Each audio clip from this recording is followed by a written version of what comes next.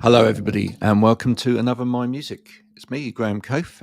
You knew that anyway, because you're here. You wouldn't be here if you didn't know that. I'm going to be speaking to my wonderful guests, who shall introduce themselves in a minute to you all, and you can then find out all about them and their music. But first, we're going to have this video from Analog Trash.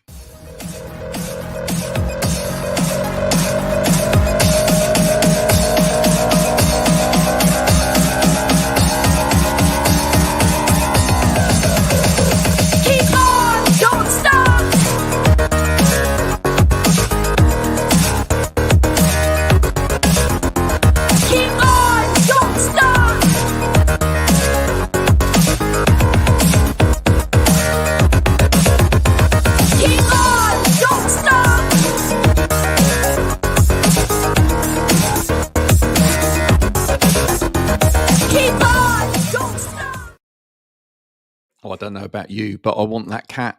I really do. I really want the cat puppet. Yeah. Say hello to the world. How are you? Introduce yourself. Hello, world. I'm fine. Thank you very much for having me. I'm Irini Arabatzi, and I'm a singer, songwriter, and multi-instrumentalist I love from that. Greece. All the And way from Greece. Which part of Greece? Which part of Greece are you from? I was born in Thessaloniki, Oh, but lovely. yeah, in the north. And then I actually grew up in Belgium, in Brussels. Okay. Right. Yeah. But there's a story there. How come you went from Greece to Brussels? I lived in Thessaloniki until I was 3 or 4, and then my parents decided to move to Brussels for work, so I went with them. Yeah. And I lived there until I was 18 years old. So I was raised there, really. And then I went back to Athens in Wow. Greece. Wow. Yeah. And where are you now? Where are you coming from at this moment? I am in London. You've traveled the world and the seven seas, haven't you? I You really have. have. I really have. You were free when you left Greece for the first time. Do you ostensibly feel Greek, or with that much of Brussels in your blood as well? Well, not necessarily in your blood, but in your veins from having lived there that long. Where do you call home? What do you feel is home? That's a good question. I struggle to answer this, to be honest. Um, I think I lived in Brussels, but my parents, um, we were raised, me and my brother, like pretty Greeks. So, we ate Greek, we spoke Greek in the house. I went to school where we had a lot of lessons in Greek as well. So, I would say I'm Greek, Yeah, but I'm not totally Greek either, because obviously I've had the influence of Belgium for so many years in my life. So I'm always a bit in between. But if I have to answer quickly, I would say I'm Greek.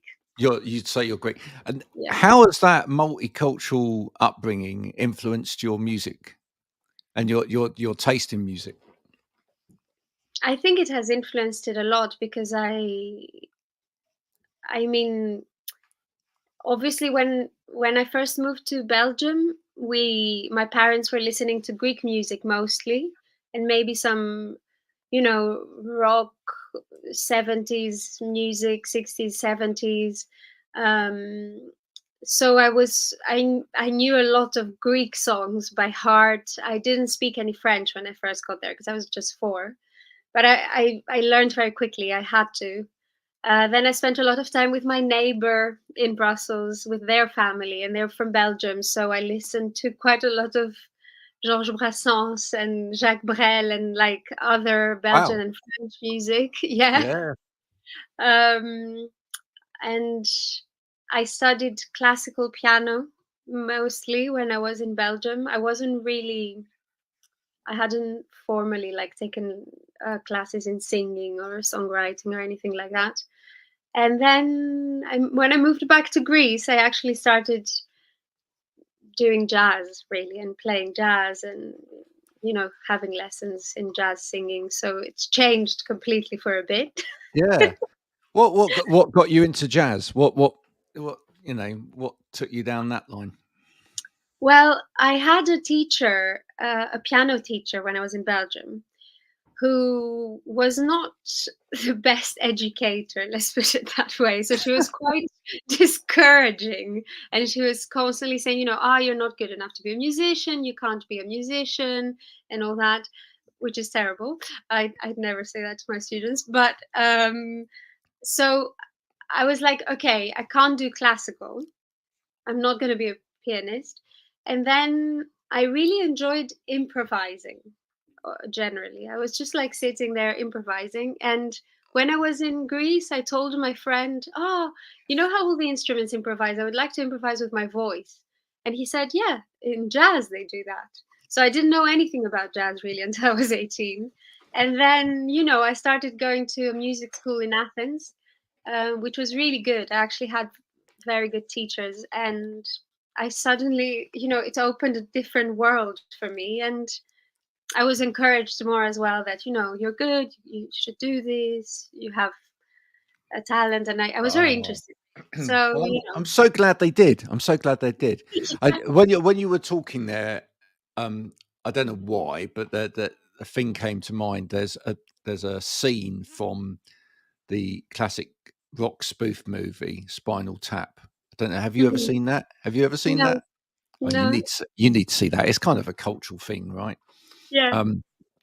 Where the guitarist is talking about jazz, and Mm-hmm. this is totally wrong, by the way. And I love, by the way, A, I love jazz, and B, this is wrong, but it's quite funny. If you know jazz, you actually find it quite funny as well.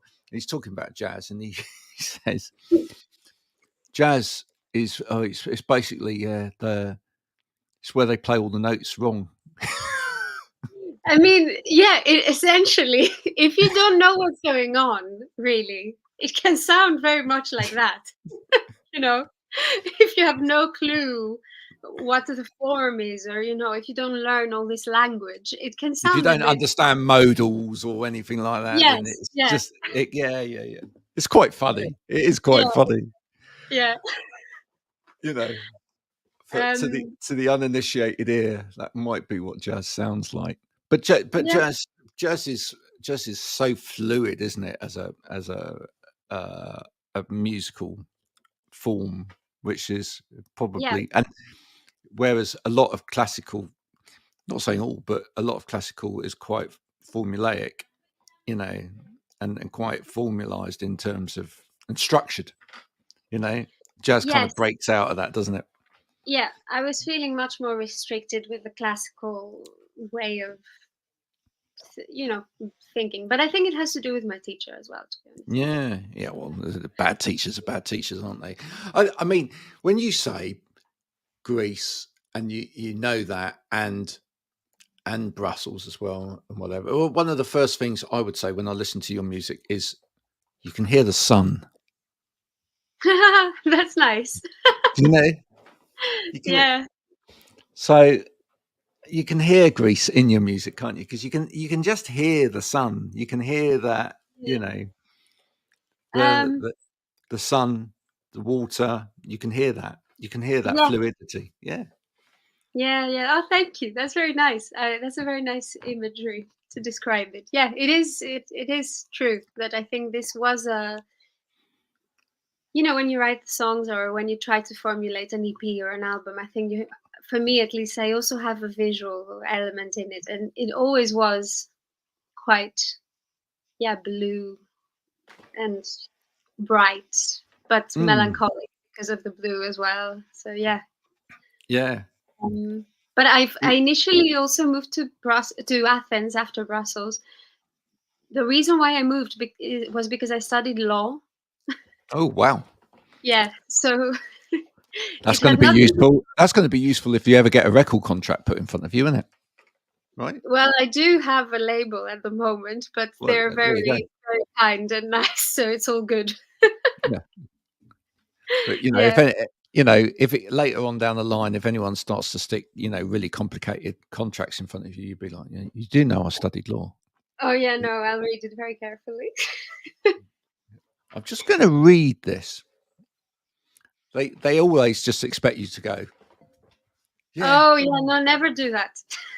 If anyone's listening, never do that.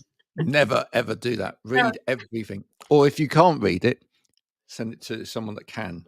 Yes, yes. Get them to look. Why now London? How have you ended up in London? Okay, so when I was in Greece, I stayed there for 7 years. I finished law school, and at the same time, though, I was really into music. So I was performing a lot. I did a lot of gigs. I played with very different styles of music. I also started then being a little bit more into more world music, quote unquote, like Brazilian music or Bulgarian polyphonies and stuff like that. So the jazz thing had kind of expanded, gradually. Mm. Played with some songwriters there, and I also did musical theater. I did a lot of different things. It was 7 quite tiring years, but very formative for sure. And then I was like, okay, I've done all these things, but because, as you asked me at the beginning, I don't know if I feel totally Greek. Like I struggle a lot with some things in the culture, especially with work and professional things. It's quite tricky there to find your way and work your way around it. So I applied to do a master's, and from Athens I went to Glasgow. I missed this part. Yeah, so I went for a year to Glasgow to study at the Royal Conservatoire there, jazz singing. So I lived there for a year, and then I was accepted in Guildhall in London to continue Fantastic, fantastic, which is a working there. fantastic place. Yeah, Absolutely fantastic place. yeah. Oh, that all now makes fantastic sense. Going from sunny Greece to Glasgow must have been a bit of a culture shock, right? It was tough. The good Yes. thing is I grew up in Brussels, which is also pretty difficult Yeah, weather-wise. But yeah, yeah, I was used to Athens after 7 years, and when I went to Glasgow, the first 4 months, I think I was like quite shocked by yeah. the darkness. How did you find the more acute Glaswegian accents? Was that quite difficult to make sense of what people were saying to begin? Yeah, at the beginning, yes. At the beginning, I was constantly saying they were calling me Borat. Some of my friends, Borat, because I was constantly saying, "What is this? What is this? What is this? What is this?" Because I couldn't understand what they were saying at all at the beginning. How But now cool. I'm used to it. Oh, so where are you at with your music at the moment? I mean, listening to some of the songs you've got out there, I mean, wonderful work that you're producing. Where are you heading with all of it? I mean, obviously you're still busy learning at the same time. Yeah. So how on earth you fit everything in, I don't know. But in terms of kind of where the next step is for you, what does that look like? Um. Well, it took me quite a long time to figure out what I was doing in the first place. Like this EP for me has been a change of my, life really, because when I went to study jazz more officially, I realized that, I had learned already a lot of things in Greece, and then I was like, okay, it was a great tool for me to use to write music or to perform, but it was not what was like in my heart really. So I wanted to express myself in some way. And this process of me releasing the music has been long. Like I've been working on it for the last 2 years or 2.5 years. And I was extremely shy, like extremely. Although I had performed since I was 18, I couldn't share my music with anyone. Wow. So it's been very, very gradual, very, very painful, but also cathartic, but also painful, but also cathartic. Yeah. Yeah. And now that the EP is getting released on the 21st of June, in a week almost, I'm already working now on the next one. I feel much freer. I feel like, Do you feel ready now? Do you feel like you've reached a point in your life where you're now ready to run with this? yeah, it was the right time. It was the right time. Like I waited for a while, but I think I wouldn't have been able to deal with it, the exposure. Although it's not a big exposure at this stage, it is. I mean, but it's a You first. just come on this show. I mean, it's about to happen, right? Exactly. Remember my name, everybody. Exactly. Remember her name, Fame. As soon as you get off this, that's it. The phone will blow up Yeah, offers. and the offers, yeah. And you'll be like, oh God, I've still got to study. No, we want you to come around the world and play. Oh, the studies are done now. I've been in London for 5 years anyway. So, COVID happened, a lot happened in between, but this is all done, the studying. I'm not studying anymore We we since. we ought to say as well. We ought to say that that although we've mentioned classical music and although we've mentioned jazz as well, there's a great pop sensibility in your music. I mean, Yeah. there's pop in there. Where does the pop come from? Who do you love pop wise? Who cuts the mustard pop wise for you? I mean, pop is quite a. What do we mean by pop exactly? Because it's so. Okay, I'm just saying Um, like fun, kind of instantaneous. There's a mm, there's a there's an accessibility to your music as well, right? yes. You're Yeah, yeah, yeah. yeah. And I think that was also a part of me that's exactly what I wanted, because this is what I grew up listening to, really, except from classical music. And jazz came much later for me. But I grew up listening to Janis Joplin or Joni Mitchell, and I really like now Adrian Lenker or Big Thief, or don't know. I like songwriters a lot, but I I like James Blake. I also like this kind of more modern sound in my music as well. I don't because there's a couple of songs in the EP actually that I re-recorded because they sounded a bit too jazzy. Maybe they Yeah. didn't come out as I wanted, and I waited for a year to realize that, because I was so, as I tell you, I was so unsure, so lost. It was like an existential thing constantly, and then I think my brother has played a massive role in all this, because Wow. he produced a lot of it and we produced a lot of the music together.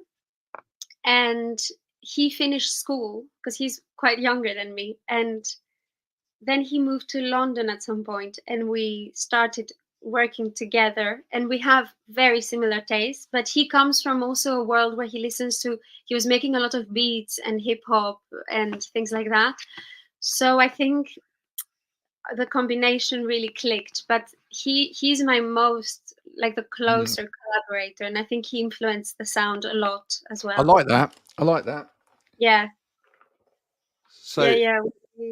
yeah, he's part of you in all of this as well, Yes, right? yeah, yeah. No, we Yeah. work together all the time. We are together all the time. We live together. We are very close, and we play music. He's the person I would be like, "Do you like this? This is an idea I have. This is," and I'd always trust him. We flow very well. Do you see yourself going to forward together like Billie Eilish and her brother? Yeah. Yeah, I do. No, yeah, I do, and he plays in my live band. He plays bass, and Yeah. definitely already now with the next EP, he's very involved. And although I Cool. started working with another producer as well, Chris Hyson, he's called. So I needed, we also together needed another input as well, because sometimes you can get a bit stuck, you know. So that has helped. But yeah, I wouldn't let him abandon me, my brother. No abandonment issues No. happening there. No, there at all. Yeah, I love it. I love what you're doing with your music. Thank I think it's incredibly fresh. I can hear the James Blake, by the way. I can hear that you. because Mm. there's the jazzy element, but there is the beats Poppy. element there as Yeah. well. And there's the little sounds in there as well, the little nuanced sounds. Yeah. People don't realize that No, I'm glad sometimes you noticed it. Yeah. yeah, those little sounds they take ages to get right. It took so long. Me and my brother have spent so long on it, and it's, the tracks sound quite simple, but like, for example, It's in not. one of my songs, no matter what, which is like the slower one, there's 150 tracks, but you would never think that. Wow. Yeah. Because it's just like little tiny little But I things. love that, and I think that's the one great thing you can do with modern production, which we never would have been able to do years ago when Yeah. everything was recorded on tape and whatever, because it's just like, you know, if someone puts a sh or something like that into a song or a little sh, you know, Yes. and it's like it's brilliant because it Mm. kind of opens up the sonics for It you. creates a world, and I think this was important Mm. for me to hear the EP and, you know, feel like, I'm in this world, whatever it is for anyone. But like, I wanted to have a cohesion, production wise. I love that. Where's the best place in the world for anyone to listen to your music?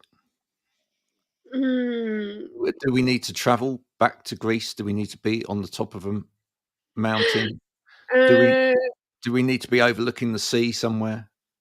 Do we yeah, where I think the best thing I imagine is if you are on a mountain and driving down, but looking at the sea.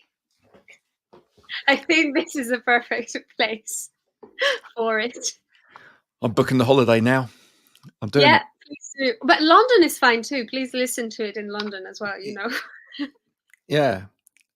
That's kind of a final thought then, really. London. Has London added anything to the aesthetic for you? Has London, with its bustle and its lots of noises in London, has that been an element that's kind of transversed into the actual music? For sure. I mean, to be honest, in Greece, for example, I wouldn't have. If I had stayed in Greece, I wouldn't had never made the music like that. If I had stayed in Glasgow, I would have never made the music like that. I think London broadened my inspiration a lot, just by seeing other people playing, or seeing that, you know, people do all sorts of things and it's fine. I stopped being so judgmental with myself, with what I should be doing and all these things. So it definitely freed me, and yeah, but it created a lot of noise and in my head as well. But lockdown helped with that because I, you know, calmed down a bit. But Yeah, it has definitely played a massive role, and all the people I've met here that have played on the EP as well. that is Um, so cool. That is yeah, so cool. I mean, I think it does. I mean, I was in London myself yesterday, and you know, we live in the countryside, and there ain't there yeah, ain't so there ain't so much noise here, right, in the southwest of England. Um, but you know, when you're in London and you're on the tube or waiting for the tube, or there's just those little hums, there's those clicks, there's the and all of that, and you can't help, I think, if you're a musician, but to kind of bring that in, yeah, and yeah, actually yeah, like for sure. starts coming into your sound and into your music, because there's Yeah. I suppose there's the noise of people going about their day that Mhm. that comes into your sonic sphere, and then it, constantly, yeah, 24/7. It's I literally love it. non-stop in London. So if anyone would love to listen to the music of driving down a winding road in Greece, looking at the sea, Yeah. with the sort of cosmopolitan lifestyle of Brussels and the little clicks and hums and buzzes of London, then you know where to go, and we can put the links in to your EP when they arrive. How's that? Thank you. That's Gorgeous. there we are. I feel that Brilliant. that's a kind of poetic way of putting it and leaving it there for people to now go and explore. You've been a wonderful guest. Thank you so much for coming on Thank My you. Music. Thank I you do so hope much. people go and now check out your music. If you've enjoyed this, folks, please do go and share it so that the music gets out there, because that's what this is all about. And if you haven't enjoyed it, well, you know where to go. Sorry. Go home. Go home. Sorry for wasting your time. Go and listen to some podcast about self-improvement with Exactly. daffodils. And we'll see you another time. Until next time, this has been My Music, and thank you so much for coming on. Bye Thank for now. you.